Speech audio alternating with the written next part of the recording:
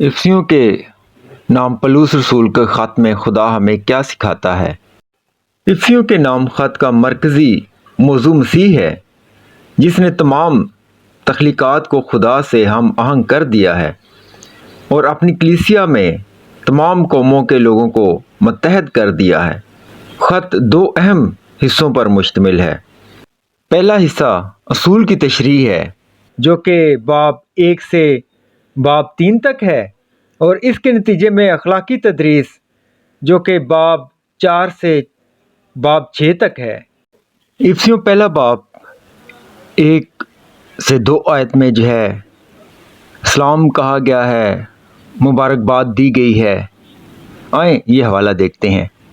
پلوس کی طرف سے، جو خدا کی مرضی سے مسیح یسوع کا رسول ہے، ان مقدسوں کے نام جو افسس میں ہیں اور مسیح یسوع میں ایماندار ہیں، ہمارے باپ خدا اور خداوند یسوع مسیح کی طرف سے تمہیں فضل اور اطمینان حاصل ہوتا رہے۔ پلوس رسول خدا کی طرف سے فضل اور امن بھیجتا ہے۔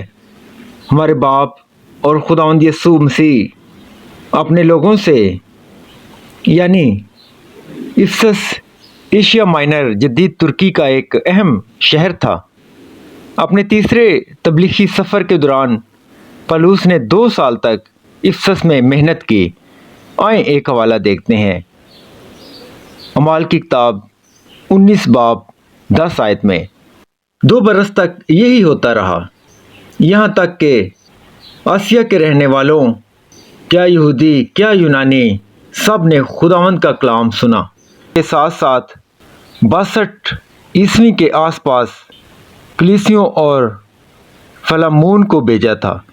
پلوس نے خط میں نہ مخصوص لوگوں کو اور نہ مخصوص معاملات کا ذکر کیا ہے، اور اہم نقطہ میں افسس ایک حوالہ دیکھتے ہیں۔ افسیوں 1 باب 1 آیت میں پلوس کی طرف سے، جو خدا کی مرضی سے مسیح یسوع کا رسول ہے، ان مقدسوں کے نام جو افسس میں ہیں اور مسیح یسوع میں ایماندار ہیں۔ اس حوالے میں یہ ہم دیکھتے ہیں کہ اس میں خاص لوگوں کے یا ایماندار لوگوں کے نام جو ہیں وہ ظاہر نہیں کیے گئے۔ اس سے یہی پتہ چلتا ہے کہ یہ خط جو ہے یا اس کا مقصد جو تھا وہ افسس کے لوگوں کے لیے اور اس کے آس پاس کے لوگوں میں یہ خط جو ہے وہ پہنچانا تھا۔ مسیح میں روحانی نعمتیں۔ سلام کے بعد پلوس ہمارے خداوند یسوع مسیح کے باپ خدا کی تعریف کے بلند الفاظ لے کر روانہ ہوتا ہے۔ اس نے ہمیں مسیح میں ہر اس چیز سے نوازا جس کی ہمیں نجات کی ضرورت تھی، اور اس نے تخلیق سے پہلے ہی ہمیں منتخب کیا۔ مسیح میں ہم نے نجات کی وراثت حاصل کی، جس کا اعلان انجیل نے کیا تھا۔ پلوس پھر دعا کرتا ہے کہ افسس کے ماننے والے خدا کی طاقت کی بے پناہ عظمت کو زیادہ سے زیادہ جان لیں، جو اس نے مسیح میں کام کیا تھا۔ ایمان کے ذریعے فضل سے بچایا گیا۔ افسیوں 2 باب خدا کے نقطہ نظر سے نجات بیان کرنے کے بعد پلوس اب افسیوں کو براہ راست مخاطب کرتا ہے اور بتاتا ہے کہ جب وہ انجیل پر یقین رکھتے تھے تو ان کے ساتھ کیا ہوا تھا۔ وہ لکھتا ہے کہ پہلے تو ہم زیادتیوں اور گناہوں میں مر چکے تھے۔ آئیں ایک حوالہ دیکھتے ہیں۔ افسیوں 2 باب 1 آیت میں اور اس نے تمہیں بھی زندہ کیا جب اپنے قصوروں اور گناہوں کے سبب سے مردہ تھے، لیکن خدا نے ہمیں مسیح کے ساتھ مل کر زندہ کر دیا۔ افسیوں 2 باب 5 آیت میں جب قصوروں کے سبب سے مردہ ہی تھے تو ہم کو مسیح کے ساتھ زندہ کیا، تم کو فضل ہی سے نجات ملی ہے۔ یہ سب کچھ ہماری تصنیف کا نتیجہ نہیں، بلکہ خدا کا تحفہ ہے۔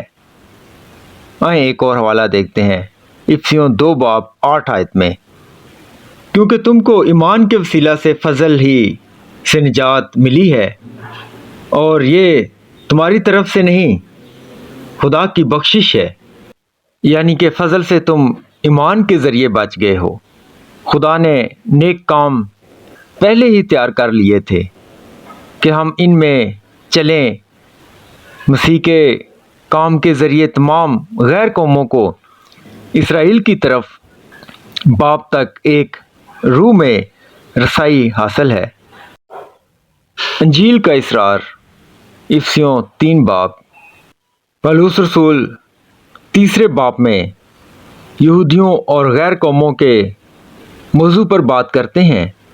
انجیل کی وحی کے بعد سے غیر قومیں ایک ہی جسم کے رکن ہیں اور مسیح یسوع میں انجیل کے ذریعے وعدے کے جزو ہیں۔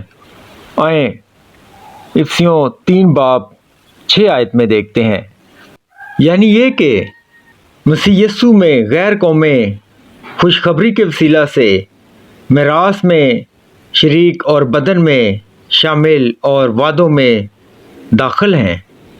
یہ ایک معاملہ تھا جو کئی سالوں سے چھپا ہوا تھا، لیکن اب منظر عام پر لایا گیا تاکہ پولس مسیح کی ناقابل تلاش دولت کی تبلیغ کر سکے۔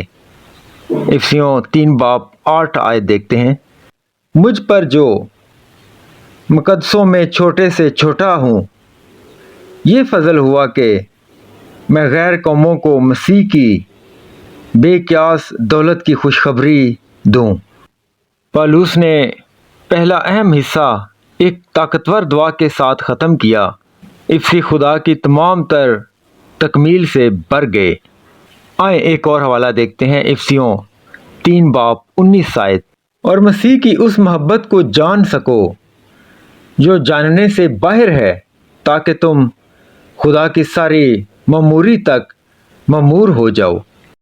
مسیح میں اتحاد، زندگی اور روشنی، 4 باب اور 5 باب میں خوشخبری کے اہم اصولوں کے خاکہ پیش کرنے کے بعد پولس اب افسس کے ماننے والوں کے لیے عملی کام کی طرف رجوع کرتا ہے۔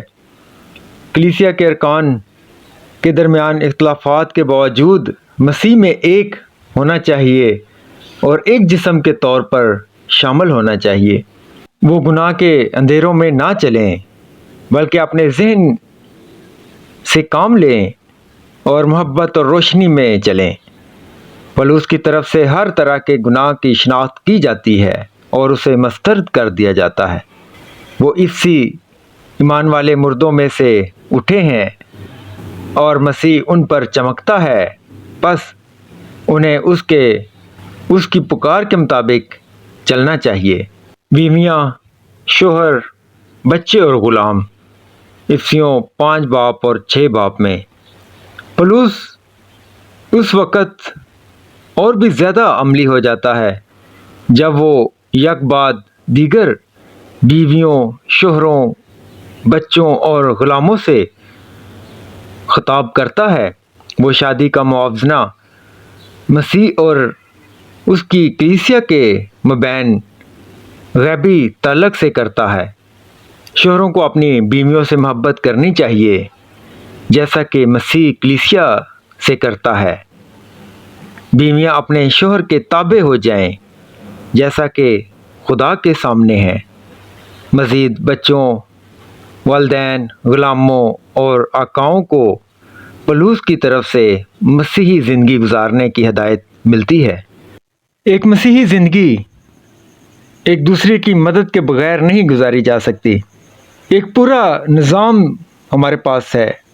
پولس رومی سپاہی کی تنظیم کے مختلف حصوں پر تفصیل سے روشنی ڈالتا ہے، جیسے ایمان والوں کو شیطان، حکمرانوں، احکام، کائناتی طاقتوں اور برائی کی روحانی طاقتوں کی اسکیموں کے خلاف کھڑے ہونے کی ضرورت ہے۔ ہمیں روح میں ہر وقت دعا کرتے ہوئے سچائی کی پٹی، ایمان کی ڈال، نجات کا ہیلمٹ اور روح کی تلوار کی ضرورت ہے۔ جبکہ روح میں ہر وقت دعا کرنی چاہیے۔ آئیں ایک حوالہ دیکھتے ہیں افسیوں 6 باب 18 آیت میں۔